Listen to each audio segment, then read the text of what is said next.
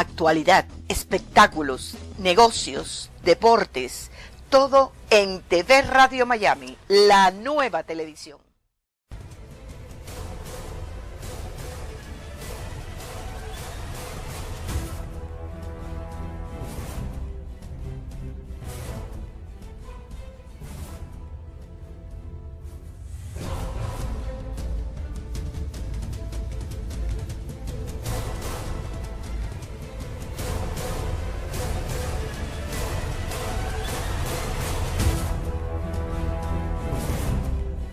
Tener el honor y la dicha de participar tantas veces con él, de grabar muchas horas de conversaciones con él. En primer lugar, para el mismo libro de Historia de la Virgen de la Caridad, y después para un libro que no se ha publicado todavía, que es la Historia de la Ermita de la Caridad. Ah, no se publicó. No, todavía no está publicado, yo lo tengo, pero en el momento en que se pueda se publicará. Y por supuesto, como la ermita fue su gran obra, porque él la construyó centavo a centavo, pues el principal testigo era él. Y así tuvimos horas y horas de grabaciones, de preguntas y respuestas, y se fue escribiendo ese libro poco a poco. Esas grabaciones, para escribir el libro de la Historia de la Virgen y después el de la Historia de la Ermita, más los recuerdos personales nuestros, pues nos llenaron de anécdotas, de detalles, de cosas que pudimos conocer de él, no solamente en el templo, sino allí en esa tranquilidad, en la paz de su propia casa, conversando, sin apuro. Y gracias a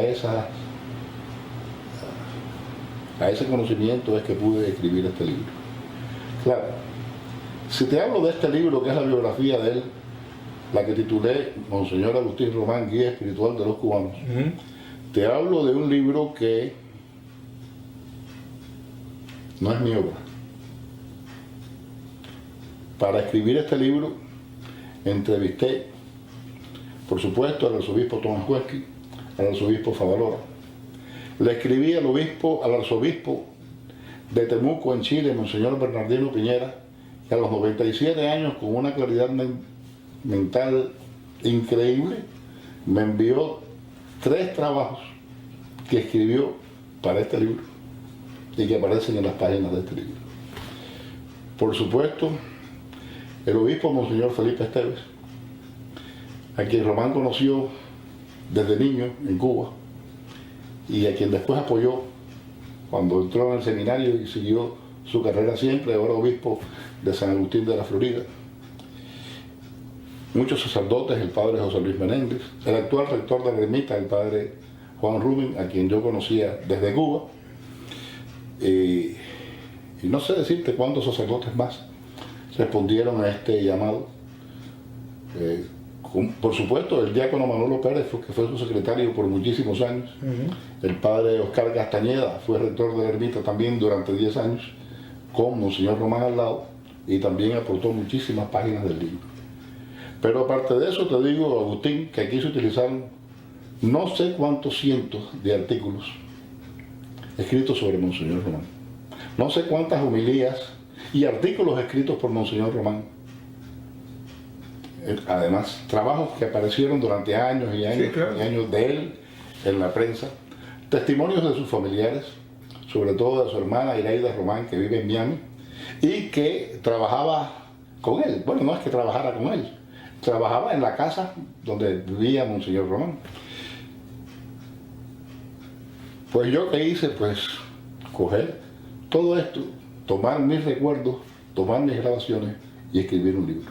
Y lograr este librazo de 590 páginas. Sí, y esto habrá tenido un filtro increíble en el análisis que haces de cada acontecimiento, de cada expresión, de cada pensamiento. Bueno, del padre. Por supuesto, claro. Yo soy católico, pero conozco la religión sin ninguna autosuficiencia. Pues solamente, imagínate, el solo hecho de llevar años y años escribiendo sobre cosas de iglesia y siendo profesor de sacerdote, pues le dan a uno una especie de instinto y una especie de olfato y un conocimiento, y conocimiento, por sabiduría. supuesto, para manejar los términos eclesiásticos, para saber cómo presentar las cosas, y yo pues también utilicé todo eso como es natural. Qué maravilla. Realmente, ¿cómo surge la idea de hacer este libro? En cuanto murió Monseñor Agustín Román, surgió la idea. No surgió inmediatamente.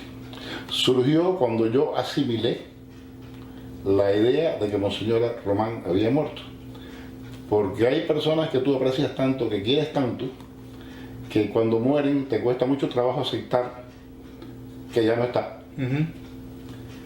Y cuando yo pude asimilar que ya él no estaba, entonces dije, pero esto no se puede quedar así. Hay que escribir su vida, porque esta vida necesita conocerla.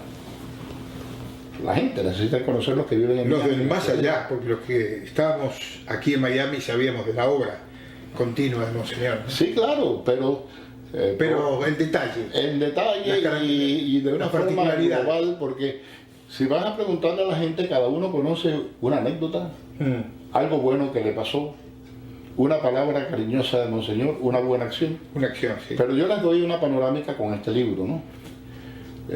Monseñor Román muere 3 días antes de su muerte. Habíamos estado con él en la ermita.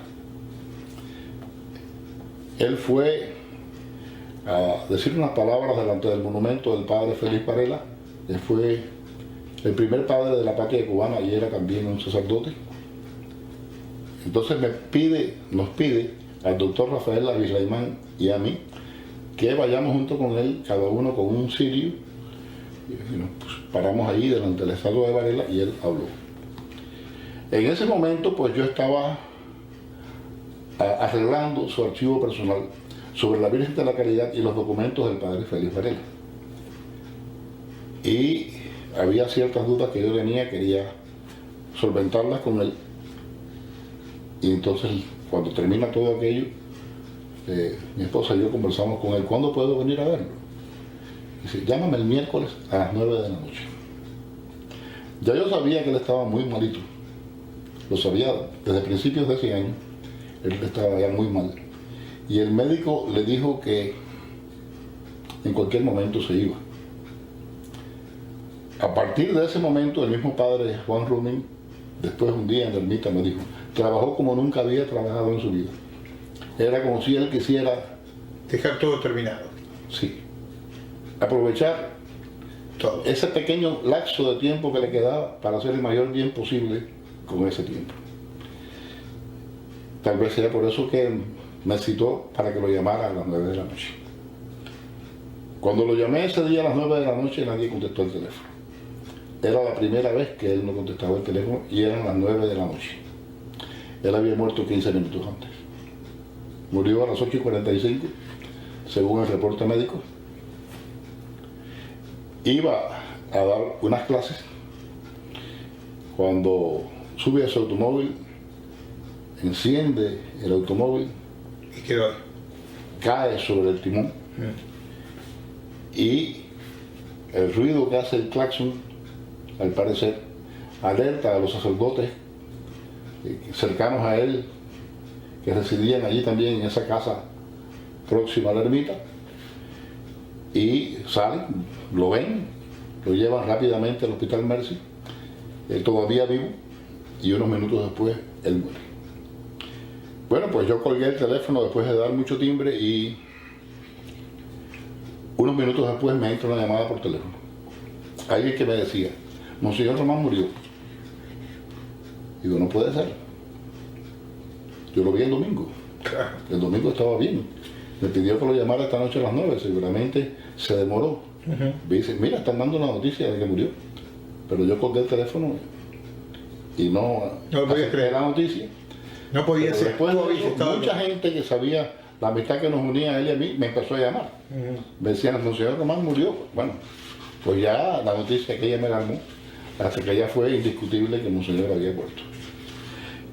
Y fue así como unas semanas después dije, bueno, pues ahora, ¿qué puedo hacer? Pues lo que puedo hacer es escribir este libro. que escribí sin ánimo de lucro, porque jamás comerciaría yo con la biografía de Monseñor Román, en absoluto.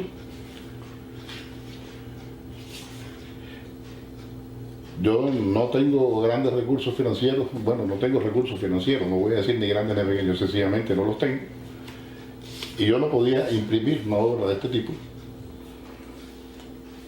Pero otra vez acudí a las mismas personas a las que había entrevistado y a todos mis amigos. Y les dije, yo necesito que contribuyan, vamos a imprimir esto. Y una de las cosas que dije, que se publicó después en la revista Ideal, es que las personas que contribuyeran y que dieran al menos $30, después recibirían un ejemplar del libro. Bueno, pues tal vez seguramente eso motivó a mucha gente. Yo todavía no sé ni siquiera quiénes fueron los que dieron el dinero. ¿Por qué razón, Agustín? Porque yo no quería saber nada de dinero en relación con esta biografía. El dinero se enviaba al padre José Luis Menéndez a la iglesia Corpus Christi, y cuando se contó con el dinero suficiente, y gracias al editor, gracias a Manuel Salvat, que rebajó mucho los costos, y que era alguien que quería muchísimo a Monseñor Román, pues el libro entró en imprenta. Yo ahora, bueno, cuando se presenta el libro el jueves, bueno, ya tú estuviste en la primera presentación, sí, ahora en la segunda, me apareceré en la iglesia Corpus Christi y le diré, José Luis, dame la lista de todos los que...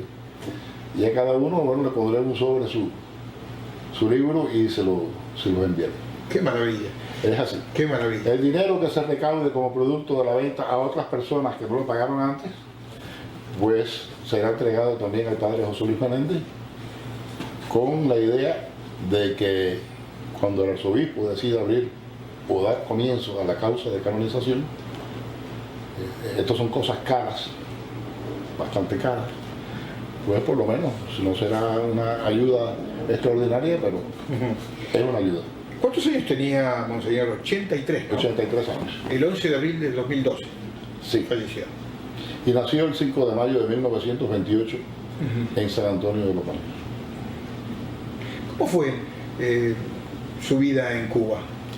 Su vida en Cuba fue la vida de un niño campesino, muy responsable, que desde la más tierna edad salía con su padre a trabajar en el campo. Era el mayor de sus hermanos y, bueno, pues él se encargaba de llevar a la escuela a sus hermanos más chiquitos, una hembra y un varón, que se llamaban Nivaldo e Iraida, de cuidarlos, pero antes de ir para la escuela, él y llevar a sus hermanos, pues ya te digo, se levantaba de madrugada y a la labor del campo. Le gustaba mucho la iglesia, siempre le gustó. Y desde niñito, según me cuenta su hermana, él fabricaba altaritos a la Virgen de la Caridad. Y como él veía que en las iglesias, pues la gente iba a la iglesia y depositaba monedas en los altares, en las alcancías que hay delante de los altares, él todos los centavos que recogía, los iba reuniendo, se los ponía a la Virgen y cuando tenía muchos centavos, los llevaba al Padre en la iglesia del pueblo de San Antonio de los Baños. Bueno, hizo los estudios superiores en el pueblo de San Antonio, le costó mucho trabajo, porque sus primeros años fueron en una escuelita rural, pero ya, como vivía en el campo, ir a San Antonio pues eran caminatas inmensas o a lomo de caballo, kilómetros hacia la escuela, kilómetros hacia la casa, todavía muchachito. Y cuando comienza los estudios de bachillerato en La Habana, pues ya era peor todavía, porque eran 60 kilómetros de viaje, ida y vuelta, y paraba en la casa de algún familiar en La Habana y ya estaba, y así fue haciendo el bachillerato. Y para pagar los estudios, pues comenzó a dar clases en el colegio de los hermanos de La Salle, en la zona de Marianao, en La Habana, en el municipio de Marianao, en La Habana. Al mismo tiempo, bueno, regresaba a San Antonio, ya estaba catequizando a los muchachos campesinos de la zona, estaba en la Acción Católica, y según él mismo contó, a los 15 años sintió el deseo y a la vocación de ser sacerdote, sintió la llamada. Parece que el padre que atendía la Acción Católica en San Antonio de los Baños, era extraordinario porque de un pueblo tan pequeño salieron, junto con Román, 3 sacerdotes más. Oh, Y hablo de un pueblo pequeñito. Eso no es muy usual. El caso es que un día, tenía él ya 18 años, fue con un amigo a visitar al obispo de Matanzas y le dijeron que querían ser sacerdotes, y empezaron en el seminario de Matanzas los primeros estudios. Cursó 2 años de filosofía en Matanzas y después pasa al seminario de los padres de las misiones extranjeras en Canadá. Y allí termina los estudios superiores de teología, y en el año 1959, en el mes de junio, regresa a Cuba. Porque el obispo Alberto Martín Villaverde, el mismo que lo había mandado al seminario, pues era el que lo iba a ordenar sacerdote. 2 semanas después fue ordenado, y ese día tuvo lugar un accidente bastante fuerte. Él y la familia viajaron en ómnibus hacia el pueblo donde iba a ser la ordenación, y en el viaje, al regresar, el chofer perdió el control del ómnibus, el ómnibus se fue contra un tronco, se partió por la mitad, y todo el mundo salió herido en ese accidente, ¿no? La familia, la madre estuvo enyesada durante 2 años, la hermana tuvo diversas heridas, Monseñor Román, entonces padre Román, también, y era como si el sacrificio de Cristo lo empezara a marcar. Era la primera vez que lo marcaba la cruz. En ese momento le dan la encomienda de una iglesia principal que debía atender, y 5 iglesias más. Tenía que multiplicarse yendo a 6 iglesias, y una monjita amiga que había conocido en Canadá le regaló una moto para que pudiera ir rápidamente de un punto a otro. Y bueno, y en aquella moto pues tiene el segundo accidente, se rompe toda la cara, pierde todos los dientes. Bueno, otra vez lo marcaba el sacrificio, ¿no? Él no era un hombre capaz de amilanarse por nada, y siguió trabajando.